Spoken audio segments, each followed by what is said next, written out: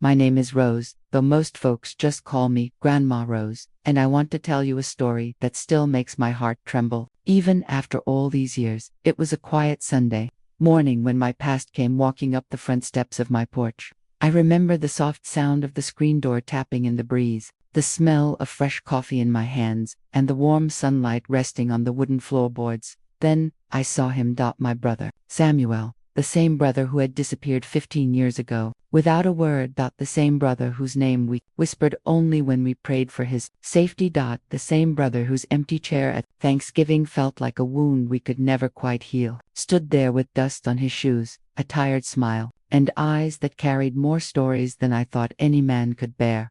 But what shook me the most was not his return. It was who stood beside him. A quiet woman holding two small children with Samuel's eyes, children I never knew existed. In that moment, my hands trembled, my heart felt full and broken at the same time, and all I could think was, Lord, what happened to my brother, and why did he stay away for so long? I whispered his name, soft, afraid, hopeful. And the story that followed changed our family forever. I suppose before I tell you what happened next, I should take you back a little, back to the days when Samuel and I were just two barefoot children running around our mother's garden. We grew up in a small town where everyone knew everyone, and life moved at a soft, steady pace. Mama used to call us the inseparable pair. Wherever I went, Samuel followed, and wherever he wandered, I wasn't far behind. He was 2 years younger than me, but he often acted like he had to protect me from the whole world. If a neighbor's boy teased me, Samuel would stand in front of me like a little soldier. If I scraped my knee, he'd run to fetch Mama faster than the wind. We shared secrets, old comic books, and little dreams that only children can create. Our childhood wasn't rich in money, but it was rich in warmth. Warm nights on the porch, warm suppers around the table, warm stories from our parents, who worked hard but loved harder. But as we grew older, life began to shift. Sometimes bonds change quietly, the way seasons do. You don't notice the early signs until the cold finally touches you. Samuel became restless in his late teens. He would sit by the window for long hours, staring at the road that led out of town. I remember asking him once, "What do you see out there?" He just shrugged and whispered, "Something different, something more." I could feel him slipping away, inch by inch. Not in anger, not in rebellion, just in a quiet longing for a life he didn't know how to explain. Our father tried to guide him, but Samuel was like a bird learning to stretch its wings, and no one can cage a heart that already belongs somewhere else. That came the night he left. No note, no goodbye, just an empty bed and a silence that stayed in our home like an unwelcome guest. Mama cried for weeks, her hands trembling whenever she touched his old shirts. Papa grew quieter, as if a piece of him had walked away with Samuel and me. Well, I tried to be strong, but inside, I felt abandoned like the girl who had lost her shadow. Years passed. At first, we believed he would return any day, then we hoped he would return any month, and eventually, we feared he never would. Life moved on around us. Seasons changed.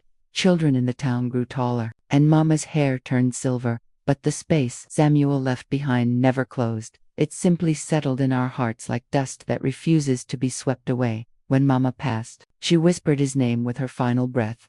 And that night, as I stood by her bed, I promised her quietly, "If he ever comes back, Mama, I'll take care of him. I won't ask questions, I'll just love him." I didn't think that day would come. I had already grown old enough to understand that some stories stay unfinished. But then, on that Sunday morning, 15 years after he vanished, my brother walked back into my life.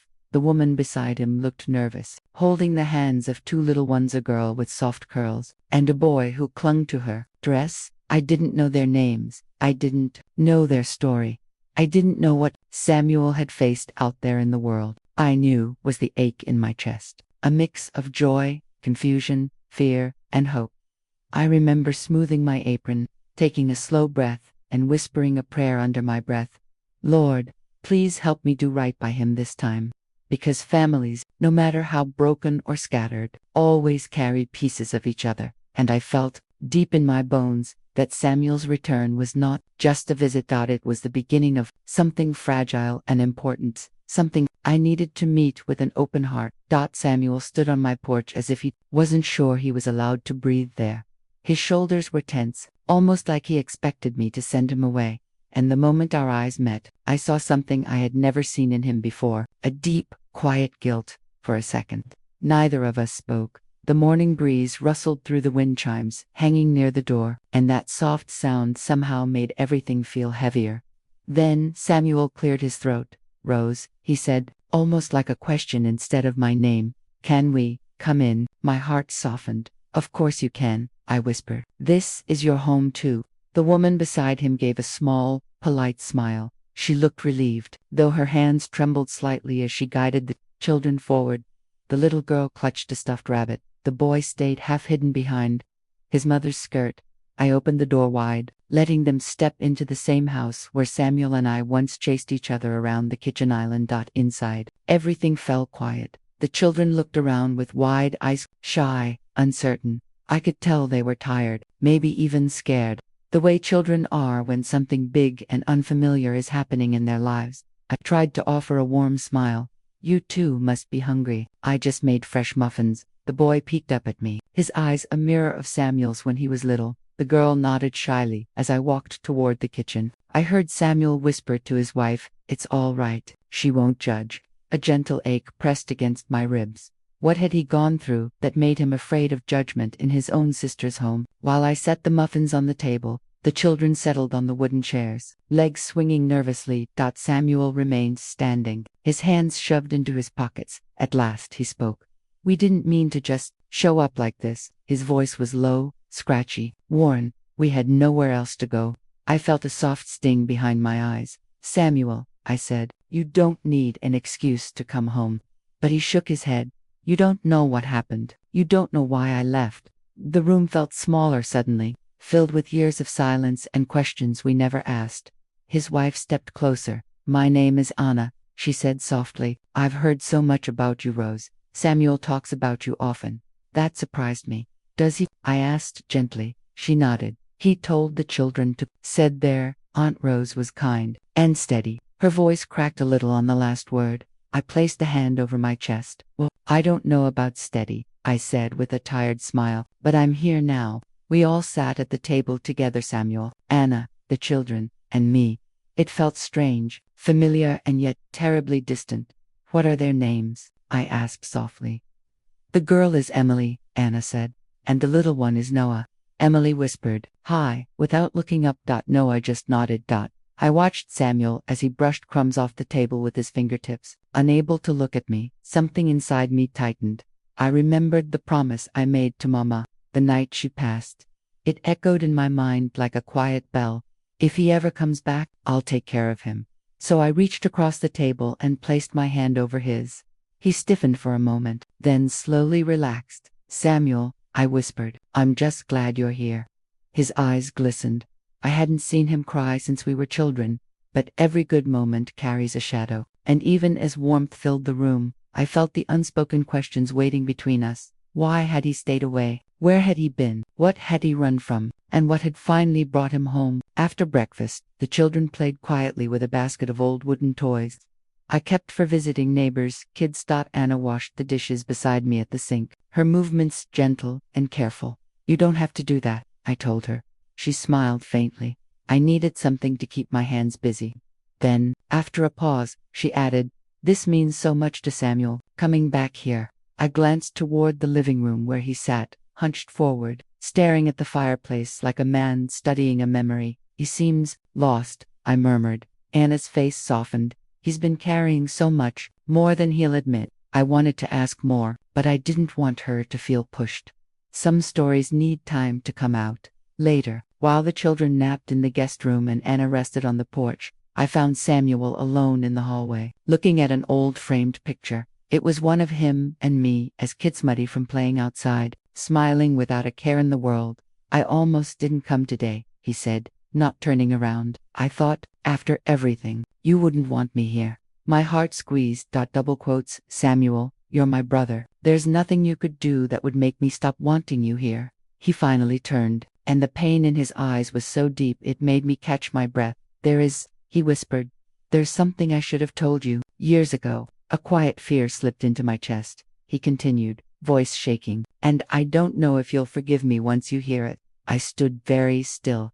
The house felt silent, as if it too was holding its breath. Samuel, I said gently, whatever it is, we can face it together.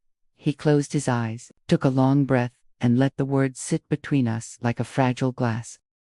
I didn't just leave, he said. I ran. He opened his eyes, and I wasn't running from town, Rose, I was running from something I did. When Samuel said those words, I was running from something I did. The hallway suddenly felt colder. I could hear the soft ticking of the old wall clock, the distant hum of the porch wind chimes, even the gentle breaths of the sleeping children down the hall. But Samuel and I, we were standing in a moment that felt frozen, fragile, and full of 15 years' worth of hurt. I placed my hand on his arm, steady but gentle. Let's sit, I whispered. We moved to the living room, our childhood living room, the same place where we once built pillow forts and stayed up past bedtime telling stories. Now, we sat on opposite ends of the old sofa, facing a truth that neither of us knew how to hold. Samuel rubbed his palms together, nervous, exhausted. His eyes didn't settle on anything, they drifted, from the rug to the window to the corner of the room, where Mama's rocking chair still sat. I should have told you this when I left, he said, softly, but I didn't know how, and the longer I stayed away, the harder it got. I nodded slowly. I'm listening. Samuel, take your time. He swallowed hard. You remember how restless I was back then, how I wanted something more than the same small-town routines. I remember, I said, you were searching for something. He let out a tired breath. I found the wrong things first. My heart sank a little, but I didn't interrupt. When I left home, he continued, I fell in with a group of people who made everything sound exciting. Big plans, new places, quick money. He shook his head. I was young, foolish. I trusted them. I felt tears prick at my eyes, but I kept my voice steady. Go on. There was an incident, he whispered. A stupid, reckless incident. I was there, at the wrong time, with the wrong people. He clenched his jaw, voice trembling. I didn't hurt anyone, but I didn't stop anything either, and that guilt rose, it just buried me. I let the silence sit, giving him room to breathe, to unravel at his own pace. I was questioned, but they let me go. I wasn't charged, but I felt tainted, like I didn't deserve to come home, like I'd already broken Mama and Papa's hearts. His voice cracked, so I stayed away. And every year it got harder to even imagine walking up this porch again. Oh, Samuel, I whispered, but he wasn't done. After a while, I tried to rebuild my life, he said. I worked odd jobs, kept my head down, stayed away from trouble. That's when I met Anna. She didn't know the old me. She only saw who I was trying to become. His face softened when he spoke her name. We married. We had Emily, then Noah. For a while, life felt almost normal. He paused, looking down at his hands. But the past has a way of finding you. People talk, rumors spread, and when my employer learned who I used to know, I lost my job. We lost our home not long after. I pressed a hand to my chest. Samuel, why didn't you call me? Why didn't you come sooner? His eyes filled, because I was ashamed, Rose, deeply ashamed. I couldn't bear the thought of walking into your life with nothing but mistakes behind me. He looked at the guest room door where his children slept. But when Emily asked where her family was, when Noah cried because we were sleeping in the back of the car, I realized I couldn't keep running. He looked at me with a raw honesty I hadn't seen in years. You're the only person I ever trusted enough to come back to. I felt the tears finally escape. Not loud sobbing, just soft, warm tears sliding down my cheeks. Oh, Samuel, I said, all these years, we didn't want perfection. We just wanted you. He bowed his head and wiped his face. I thought I'd ruined everything. I reached for his hand. Listen to me. You made but you came home, and that takes courage too. He let out a shaky breath. I didn't expect you to forgive me, he whispered. I smiled, sadly. Forgiveness isn't something you earn, Samuel. It's something family chooses, and I choose it. I choose you. He covered his eyes with one hand, shoulders shaking, quiet tears, years of heavy guilt spilling out at that moment. Anna stepped into the doorway, her expression soft and uncertain. I heard voices, she said gently. Everything all right? Samuel wiped his face quickly, embarrassed like a boy caught crying. I nodded to her. We're just talking. Dear, she came closer, sitting beside him, placing a hand on his back. I told you she'd understand, she whispered to him. He let out a breath, shaky but lighter. The children woke a little while later, Mealy rubbing her eyes, Noah clutching his blanket.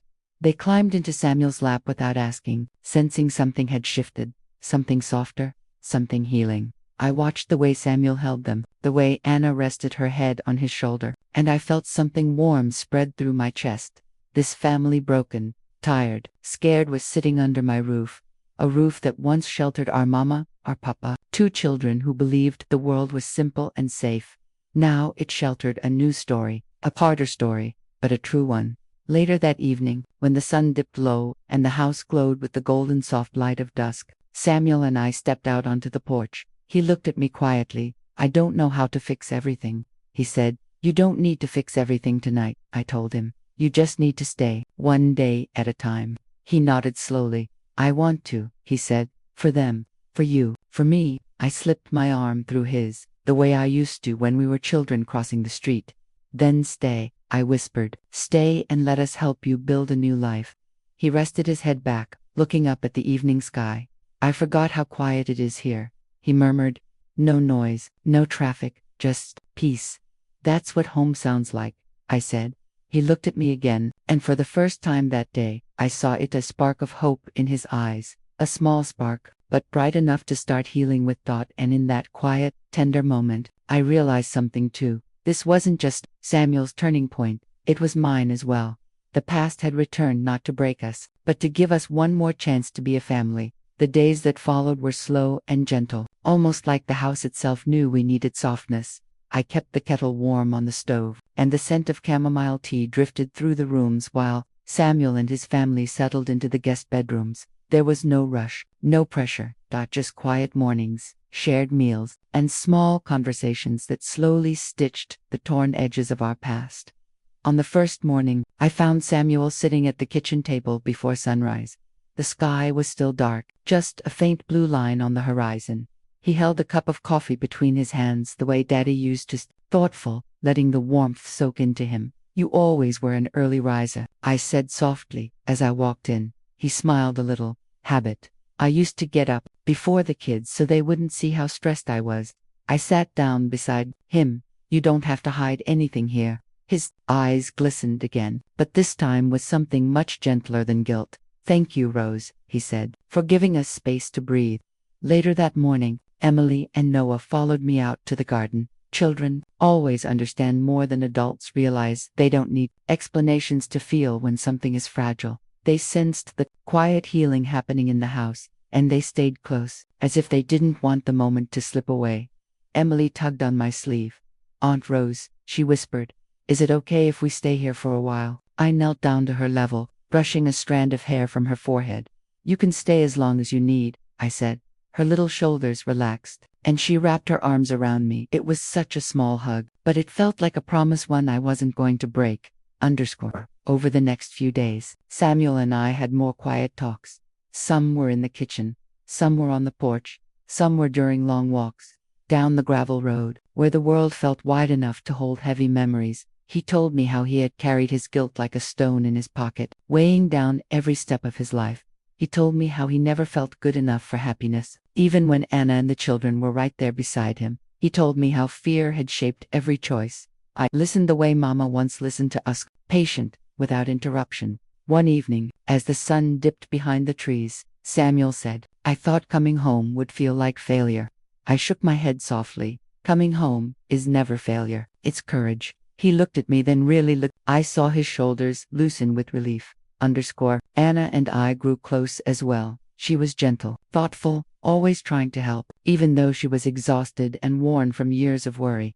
One afternoon, as we folded laundry together, she spoke quietly. "I've always wanted the children to have family," she said.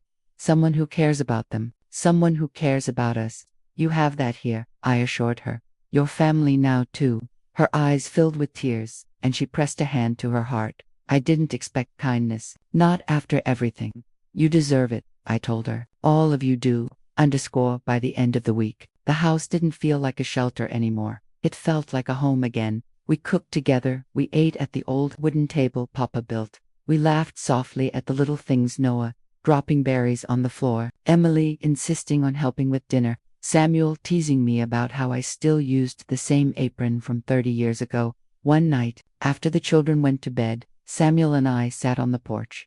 Fireflies blinked across the yard, and the cicadas hummed in the warm air.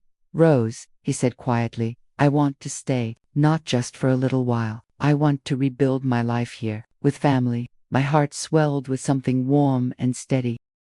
"Then stay," I whispered. "This house has room for all of us." He nodded slowly, like a man finally allowing himself hope. The following morning, Samuel helped me fix the old fence out back. Anna cleaned out the spare closet. The children hung their drawings on the refrigerator. Little changes, small signs, but each one felt like healing in motion. And for the first time in a very long time, I felt complete. Family is never perfect. Sometimes it bends. Sometimes it breaks. Sometimes it disappears and returns in the most unexpected ways. But here we were dashed together. Not because everything was solved. Not because the past had been erased, but because we had finally chosen to face it together. Samuel looked at me, that afternoon sunlight warm on his face, his children laughing in the yard den. He said, "I feel like I can breathe again." And with a soft smile, I answered, "You're home, Samuel." That's what breathing feels like. The house is quiet tonight. The children are asleep. Anna is reading in the guest room, and Samuel is out on the porch, rocking gently in Papa's old chair, listening to the night sounds that once shaped our childhood. I stand by the window and watch him for a moment. The soft porch light falls across his face, and I can see peace, their real peace, the kind that doesn't come quickly or easily, the kind you earn after years of carrying burdens alone. I step outside and join him. The wood creaks beneath my feet, and he looks up with a small smile. "Thank you, Rose," he whispers, "for everything." I take his hand the way Mama used to do with us when we were children. Warm, steady, simple. "You don't need to thank me," I say softly. Family is meant to find its way back home. Sometimes the road is long, but the door is always open. He nods, eyes shining in the dim light. "I thought I had lost everything." "No," I tell him, shaking my head gently. "You were lost, but you're found now, and that's all that matters." The night settles around us, peaceful and calm. Crickets sing in the tall grass. A breeze moves through the trees, soft as a whisper. And for the first time in 15 long years, the world feels whole again. I look out across the yard toward the garden, the fence we fixed, the home that has sheltered generations, and I feel a quiet truth settle in my heart. Sometimes, life gives us second chances. Not perfect ones, not easy ones, but ones that let us love again, and be loved again. And that is enough. I squeeze Samuel's hand, he squeezes back, and together, under the warm glow of the porch light, we sit in silence, grateful, healed, and finally home.